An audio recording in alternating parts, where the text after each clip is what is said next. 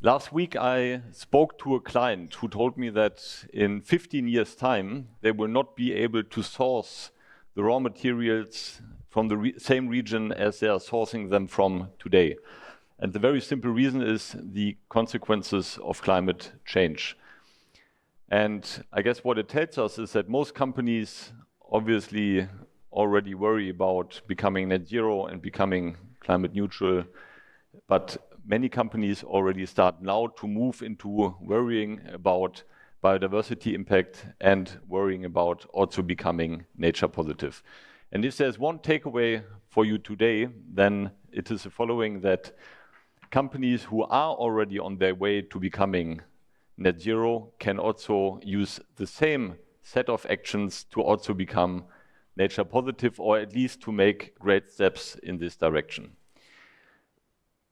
My name is Jérôme Cochet. I'm the founder of Good Carbon, a startup from Berlin, but I'm joined, and that's really the person to highlight, by one of our project partners who, for CO2 reasons, didn't make the entire way from Panama to Frankfurt, which is Andreas, one of our fantastic partners on the supply side, and we will hear from Andreas later on in the last 10 to 12 minutes how he has founded the Generation Forest, and we will hear about the project in Panama itself. So, hi Andreas, great to have you with us. So who are we? What do we do? We are Good Carbon from Berlin. We help companies. We are the reliable partner for companies to become net zero and also nature positive. By a simple means, we give you access to high quality carbon credits from nature-based solutions. And those high quality carbon credits come from projects which have been fully vetted by us, so checked on all dimensions with regards to their climate impact, their nature impact, but also their social impact. So there's always a triple impact, and we also help companies to develop assets on their behalf and their specific requirements. So give you access to third-party projects, develop projects ourselves, and develop projects for you. We work with companies like big corporates, which you see on this slide, but also SMEs, so more in the Mittelstand, and also on the e-commerce side, on the demand side. And we are so proud to work with renowned also NGOs like Conservation International, who are developing fantastic projects globally, and we help them equally too on that front. Now, what we would like to cover today are three simple things. Is what is nature positive and why does it matter, right? How do we put it into the overall context? How can nature-based solutions help? What are nature-based solutions and how does it fit into this question? And what's the playbook, right? So how, if you know, how can you and your company get active and make the first steps in this direction? And then we'll hear from Andreas about his project and how it fits into this overall context. Now, I guess what we are all familiar with, and we just have to open the newspaper, is that climate change is there. We are on a path towards exceeding the 1.5 degrees warming, unfortunately. But what is less known, and which is only slowly getting into the public radar, is that the loss of nature is a major catalyst for global warming, and that the loss of nature is incredibly advancing at an incredible speed, and is creating a vicious circle. Yeah? So the deforestation today is, if you count it as a country after China and the US, the third biggest emitter of CO2. And both have consequences also on the social side. So the global inequality is increasing massively as the consequences of both climate crisis and nature crisis are suffered by the population in the global south most. Now, this crisis is man-made, yeah, so we can also address it again. So we have already endangered 1 out of 8 million species in their existence. They are threatened with extinction. We have modified 75% of land use and the terrestrial surface today, by the way, mostly in the global north, right, due to agriculture, and we'll hear from others today on that front. And we have basically lost 85% of wetlands, which are a fantastic source to also store CO2. Yeah? And this loss of nature is not only worrying from a, let's say, ethical perspective, from a prosperity perspective, but it's also a true problem for companies from an economic perspective. Why is that? Because 50% of the GDP today is dependent on nature directly or indirectly. And there are industries for which this is more true than for others, and it's easy to imagine how food, beverages, tobacco, agriculture, fishery depend directly on the productivity of nature. But it's also, and we have Holcim here today, it's true for the construction industry, right? So where do you get the raw material from to create housing? You also get it from, or furniture, or others. You also take it from nature. So there is the insight from a company perspective that nature is a productivity factor which needs to be taken care of beyond just the feel good. Right? And this is also another reason why companies should care to stop the net loss of nature, and not only not only becoming net zero on a climate perspective. So what does it mean, and how is this concept to be understood? Right? It's very easy to imagine you are emitting 500,000 tons of CO2, and you want to get to zero. The tons is one metric which is shared by all of us.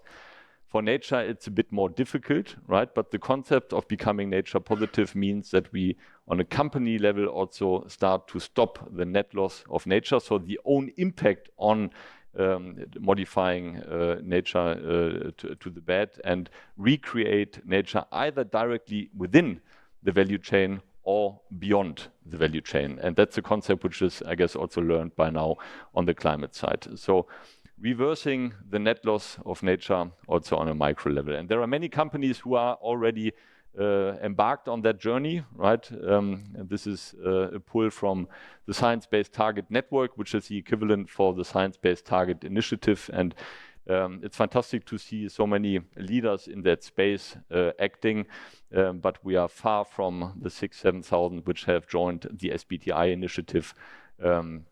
The count is only in the hundreds, and I guess for the SBTN initiative. And I guess the message which we want to give you today, and the playbook which we want to give you today, you can join that journey without creating an extra effort. So going back to basically going back into your organization and making the case for becoming nature positive is easier than you think.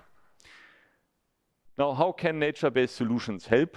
I think it matters first to say what are nature-based solutions. So nature-based solutions are the measures you take to protect or to restore the precious ecosystems which we have. And those ecosystems are typically put into three buckets. It's forest, planting trees, I guess, is the best misperception of that, right? But forest, soil, so switching to regenerative agriculture can make a big impact on that front also. And ocean, right? And ocean is not only mangroves, but can also be seagrass, seaweed, and even corals, even though they store little CO2, but help on the biodiversity front massively. And I guess the beauty and the reason why we as Good Carbon focus on this dimension and this asset class is because you can kill three birds with one stone, even though it's a bad saying in that context, I guess, but it's essentially helping companies to decarbonize the atmosphere. So 10 billion tons of CO2 can be decarbonized from nature-based solutions until 2030 if they get the funding they need. And it is the only way to decarbonize the atmosphere and to recreate biodiversity, right? Technical removal can't do that. Regenerative agriculture, renewable energy can't do it. DCC can't do it. So if you want to have a triple impact where you decarbonize the atmosphere and also restore biodiversity, then nature-based solutions in the form of carbon credits and biodiversity credits is a fantastic way to do so. And if the projects are implemented properly on the ground, they also come with a social aspect and a social impact. And we will hear from Andreas how that looks like. And we believe it's also the very best guarantee that those projects last for a long, long time if you make the local community benefit from that. Now, what is the recipe to becoming nature positive while you move forward on the climate front? Well, it is engaging in nature-based solutions, not only to become net zero, which I guess many of you are already doing, yeah, we call that the wave 1, but to also combine it with a expected income and also a target on the nature side, right? And we believe that the needle will turn, yeah, and this will really be the wave 2 after everyone has embarked on this net zero journey on the CO2 front. So nature positivity can be a logical consequence of your company being active as a buyer and an investor into nature-based solution projects.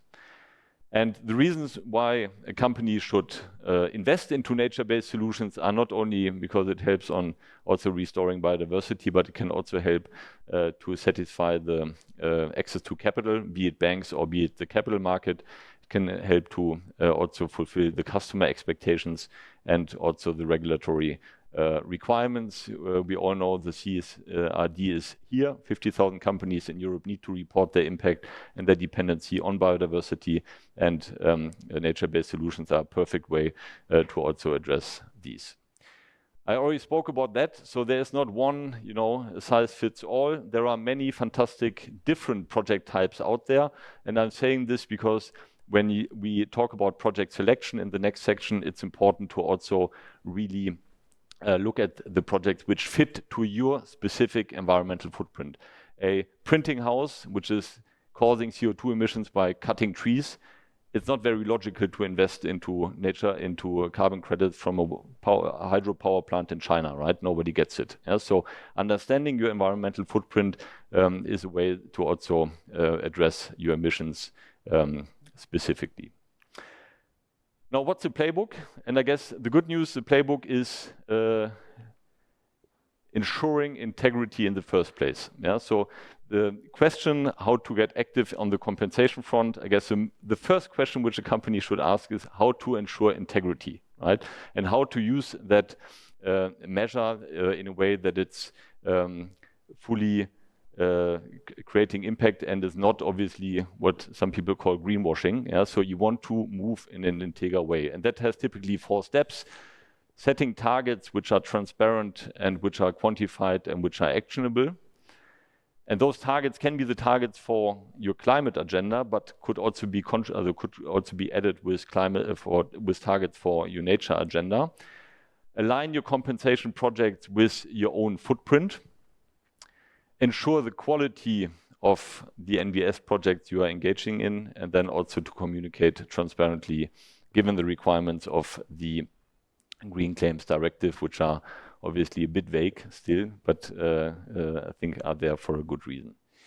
So when we say align your portfolio of activities with who you are, right, then we mean that we advise companies to not only invest into projects which just fit any company, but to invest into projects which are specific to your not only carbon footprint, but environmental footprint. And this is what you see on the left-hand side in red.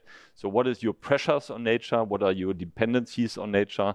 And if you are causing 85% of your emissions by using water, right, because the consumer is using water, then you should invest into different projects than if you are basically causing emissions by cutting trees, right? And therefore we say a data-driven compensation approach is the future. Understand your environmental footprint and match it with data on the compensation front. And the good news again is you can, this doesn't work, you can harmonize your climate action on the you can harmonize your action on the climate front with your action on the nature front. What we mean by this is there are fantastic projects out there, and we will hear from Andreas in a second, which we call carbon credits plus. So projects which do not only compensate CO2, but which also restore biodiversity and which also have a social impact. Yeah? And I can't say this often enough. It's not about planting trees, it's about recreating ecosystems. So you can already, what you do today, leverage it to also address your nature agenda. But you can also add specific elements to it, and we will launch also biodiversity credits towards the end of the year, which is a way to also address biodiversity more specifically. And I would also like to invite you to a webinar, which we are doing on the 17th of October, where we'll speak about biodiversity credits in more detail. Now, I guess the point which all companies are most worried about is to be on the newspaper, on the front page, right? In a bad way, yeah. So there are many companies which faced also lawsuits in the past. Delta is just facing a 1 billion claim because they called their products climate neutral from projects which are not not delivering what they promised. So I think the key points is quality, quality, quality, right? And the way to ensure quality is the very reason why we exist, why we have founded Good Carbon, and why we're working with projects like the Generation Forest. So we look at the projects from the perspective of 150 different criteria, which span across impact, risk, and integrity. And we, especially on the impact side, make sure that projects always come with with a climate impact, with biodiversity impact, and with a social impact. All projects have been validated by one of the leading standards, so Verra or Gold Standard, but we all know since this year that this is not enough to really ensure quality. We make this assessment quantified and transparent so that you can also put it into perspective with the prices you pay for those credits today. We have built up a fantastic portfolio from different projects across the globe, in the global south, but also in the global north, from forest, ocean, and also soil, from removal and avoidance activities, so different effects which we cause, but again, also projects from Germany, for example, which are sought after by many companies around here. And what we do with all of those projects, and this is very detailed on purpose, you shouldn't read it, but it's essentially a way just to illustrate the assessment which we do for all of these projects. Yeah? So we go across 150 criteria and assess them with data in a quantified manner and make that transparent, which we believe is really the big problem in that market. I talked about the fact that we also develop projects on behalf of companies, both in the global north and the global south, but this is just an add-on, and what I would really like to come to now is Andreas and get him on the line. But before I do so, maybe a quick introduction who Andreas is and also the Generation Forest. So Andreas Eke is the founder of the Generation Forest, which is a project development company in Panama. Andreas has 30 years of experience in Latin America in regenerating forests, so recreating devastated areas and rebuilding not trees, not monocultures, but to recreate ecosystems, right? And ecosystems means that it's eventually a system where we do not only sequester carbon for a long period of time, and the Generation Forest is one of the few projects globally which have been awarded with a 100-year sequestration license from Verra. So it's a very long period in the nature-based solution market, but always comes with biodiversity and a social impact, so providing employment for companies on the ground. So Andreas, fantastic to have you with us. I hope you can hear us and we can hear you. We're jealous. I hear you well, Jérôme. Do you hear me? Yes, we can hear you perfectly. So tell us, where are you and what time is it? Well, it's 7:30 here. I'm in Panama City, at the border of the city. As you can see here, the forest in the back. And yes, as you said, we have been working here now. Next year is our 30th anniversary. We are initially a forest investment asset manager. So we managed forest assets, and we still manage forest assets for family offices and also for company and individuals. We were also very early in the carbon market. Actually, we did the first transaction from reforestation into the emission market in 1998. That sounds very long time ago now. After many years, we actually went out of that market because the transaction costs were very high and the prices were very low, so it didn't really make sense. But later, the World Bank invited us to come back to a private sector roundtable, and a few years ago, we joined back and created our Vera project based on our generation forest concept. And the generation forest concept is kind of the learnings, a concept coming out of the learnings of trying to incorporate more social and environmental issues into the plantation industry. So initially we tried, you can imagine, to improve the plantations. And what we learned over the years is that we need a more systemic approach. And about a little bit more than a decade ago, supported by some older investors who said, we want to support you on a systemic change, we created the generation forest concept, which is now, I would say, internationally renowned as a forestry concept for the tropics. And to make this complicated matter a little easy is, you can just imagine, on one hand, you have a natural jungle, biodiverse, very resilient, very old, 60 million years of evolution can't really be wrong on one side. And on the other side, you have plantations, and plantations are often seen as something bad. I believe that plantations are an expression of where we went over the last 200 years and our capacity to create a very highly productive way to work with nature.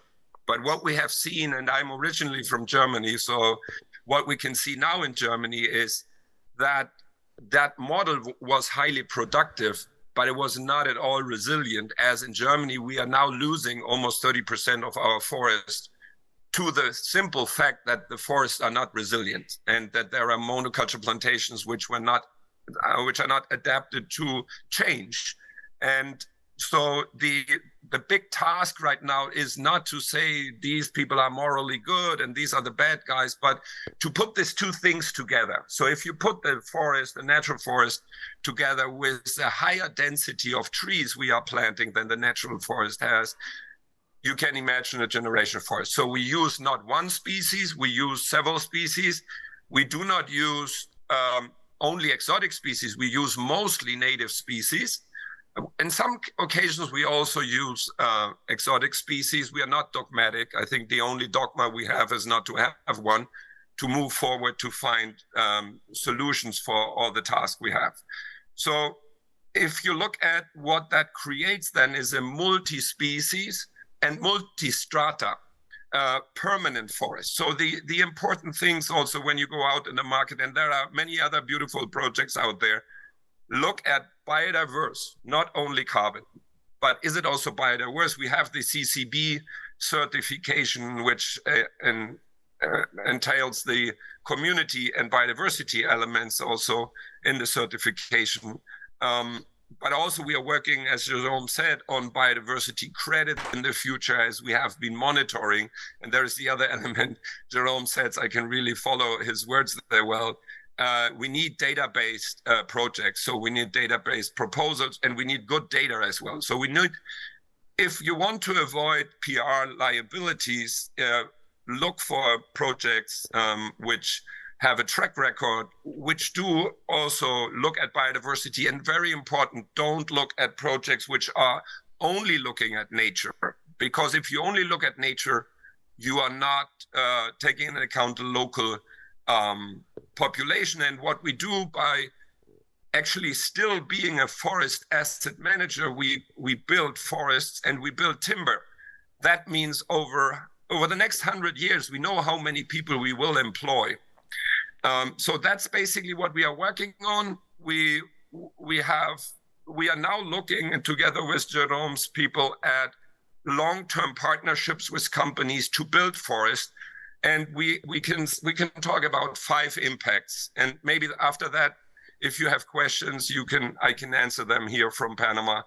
Happily to do that. So the first impact is the carbon sequestration, and we do this at a very high rate because we have a permanent forest. So we're solving the permanence issue with that. We create habitat for endangered species. Basically, the high point of my career was when the camera trap showed a couple of jaguars coming back into an area where only 5 years ago there were only cattle standing. So that's biodiversity is important.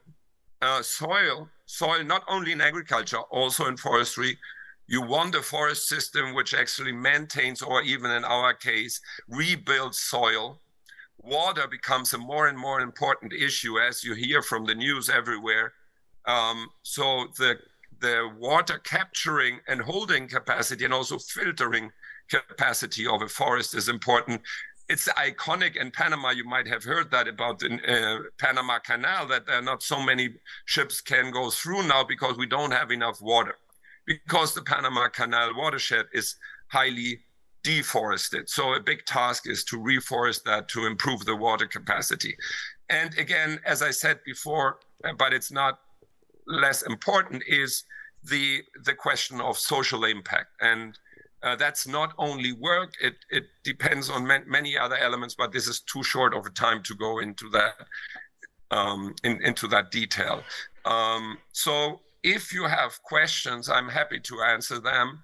Yes, maybe one last thing, what we have observed right now, you can actually see that carbon becomes the new super commodity, very close to water or air, everybody will need. So moving fast is important, moving at scale is important, but also quality. And Jérôme mentioned that. We are not doing us a favor if we are starting now fast and at scale and not with quality. So we need to put these three things together as a task. And we believe that we only can do this by the creation of corporate forests, where we really partner with the company through good carbon to build the corporate climate resilient forest for the future. So yes. Thank you for the opportunity to. Thank you, Andreas. I'm just checking in the room if there are any questions. There's one. You need to use a micro, please. A mic. Hi, thanks both for the presentation. Felix from Climate Seed. And Andreas, I was wondering how you're approaching the measurement of biodiversity, because Good Carbon is also looking into biodiversity credits. You're seeing it on the ground, but how are you planning to measure it? Like, spoiler, it's a tricky task, but concretely on your project in Panama. It's very critical and not easy task. Actually, we have been measuring it in the past already. So we have this advantage of being 30 years old, being, as some people say, you are a 30-year-old startup. So what we do is we look at tech solutions, and different to carbon, where we were the fastest and where we were the pioneers. In biodiversity, we are having kind of a fast follower approach and working with different approaches at one time. For example, so there is one thing which is a very simple old biodiversity measuring methods, which are reliable, and we still want to work on them and use them. So you take samples, you identify plant or sample animal, and then you look at the diversity of the subspecies of this, and also of the abundance. Let's say butterflies, so you can understand how many butterfly species you have, and there are correlations between these indicator species and the biodiversity of your ecosystem at whole. So the same with certain plants. You look for certain plants, you find the different species, and by these two elements, by the biodiversity itself, and but also by the abundance, you can have an idea of how your biodiversity has improved. About 10 years ago, we were financed by the Good Energies Foundation from Switzerland, who helped us to do an assessment of all our data, all baselines. And now last year we did that again with the same organization here, scientific NGO, who has a lot of experience. They did a new one, and then we can measure the differences.